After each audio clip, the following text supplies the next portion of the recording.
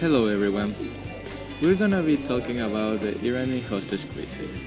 We chose this topic because we didn't know much about this event and we wanted to know and learn more about it. But we knew it was a difficult time for the US and we also wanted to tell people how the president dealt with this. Many people will ask, what happened on this event? On November 4th of 1979, an angry mob of young Islamic revolutionaries overran the U.S. Embassy in Tehran, taking more than 60 American hostages.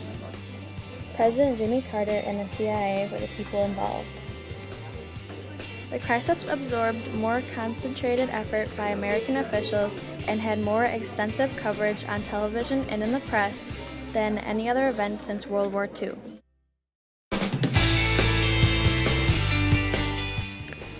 Temptations of a luxurious Western lifestyle which angered the Iranian people, especially the religious right wing.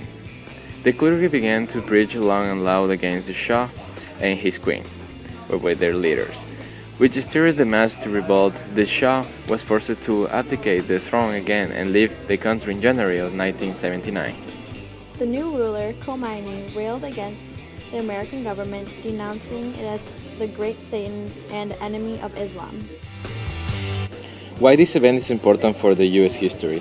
First of all, the US was forced to deal with Islamic extremists during this hostage situation. It started conflicts between US and Iran.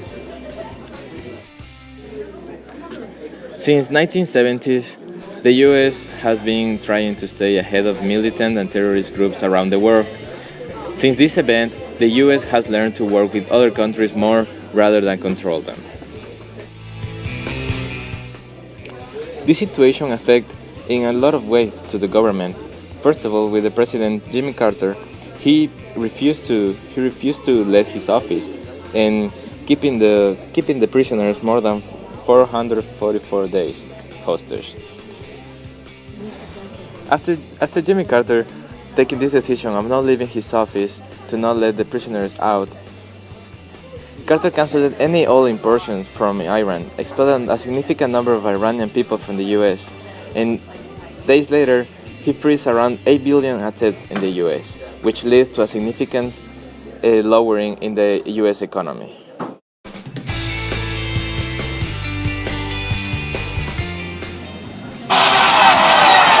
On November 5th, 1979, 2 years after Delta's establishment, Revolutionary Guards seized the American embassy in Tehran, Iran, taking 53 Americans hostage. 6 months later, on the 24th of April, 1980, Operation Eagle Claw was launched. A 132-man Delta-led rescue force, supported by an armada of transport aircraft and helicopters, slipped over the Iranian border in the dark of night. It was the most ambitious hostage rescue ever attempted. It was also Delta's first operational mission. Late yesterday, I canceled a carefully planned operation which was underway in Iran to position our rescue team for a later withdrawal of American hostages. 2 of our American aircraft collided on the ground following a refueling operation in a remote desert location in Iran. Operation Eagle Claw had ended in a ball of fire on a landing strip designated Desert 1. When the shock of failure subsided, the U.S. faced months of national humiliation. The Iranians reveled in their deliverance from the great Satan. But their celebrations obscured one essential fact. The U.S. was now committed to counterterrorism in a big way. The television series Nightline began as a nightly news report on the hostage crisis. Its original title was The Iran Crisis, American Held Hostage. ABC News president hoped that it would draw viewers away from The Tonight Show with Johnny Carson on NBC News. And also we can say that this hostage situation was the most witnessed on TV since the World War II. The current position politically with of United States and Iran is not so good because United States do not support the imperialist Islamic government that they have. The youth reaction for this event was that they would not go to school and will go to claim for Iranian people to get out of the country, making some riots and making the government look bad. The reactions for older people in this situation was that they start sending letters for the hostage families, hoping that they will get back home soon.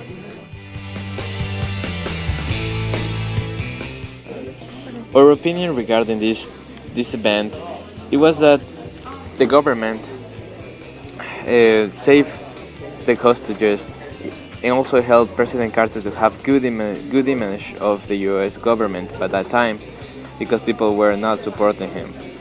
And also it helped in a certain way to people to keep paying taxes for the CIA, that was the organization that was helping the hostage crisis. In our view of opposing this issue, it was the government never should have gotten involved with Iran. It started all the conflicts between the US and Iran.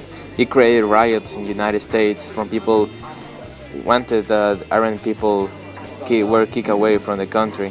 And also, before that, we were supporting Iran, and then after this situation, Iran turned against us.